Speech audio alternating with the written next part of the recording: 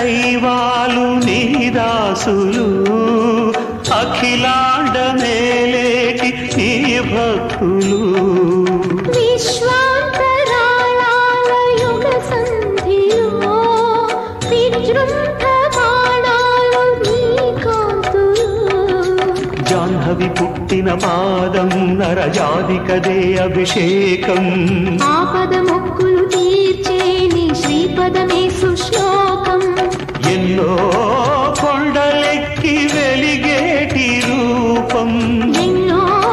మెట్లు దాటి వచ్చే మాతు జన్మం ఆదిత్యతా